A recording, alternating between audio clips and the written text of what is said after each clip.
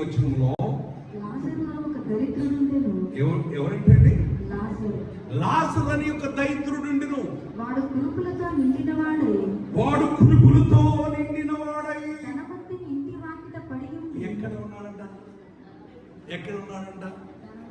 ధనవంతుడు యొక్క ఇంటి వాకిట్లో పడిన వాడై. అతను చూసినప్పుడు కుక్కలు నాగుచూ ఉన్నాయి, కురుపులతో నిండి ఉన్నాడు. కానీ ఈ యొక్క లాజరుకి నేను ధనవంతుడు అవ్వాలి, లేకపోతే వాళ్ళ కొలది నాకు కావాలని ఆశ లేదు. కానీ ఇతను మాత్రము ఒకటే, తనకున్న ఆలోచన ఏంటో తెలుసా నా ప్రియమైన దేవుని బిడ్డగా? ధనవంతుడు తింటున్న ఆ బల్ల మీద పడిన ఆ రొట్టె ముక్క చాలు. ఎంత ఏమా అర్థమవుతుందా?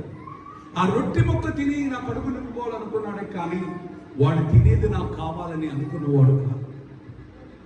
క్రైస్తవ జీవితం జాగ్రత్తగా గ్రహించండి. పరలోకానికి వెళ్ళడానికి చాలా ప్రయత్నాలు చేస్తున్నారు చాలా మందిని. పరలోకానికి వెళ్ళటానికి నువ్వు ధనవంతుడిగా ఉండడం కాదు, ధనవంతుడిగా ఉంటే పరలోకానికి వెళ్తాం కాదు. కానీ నువ్వు ఎలా ఉంటే పరలోకానికి వెళ్తావు అనేది ఇక్కడ కొంచెం అర్థం చేసుకో.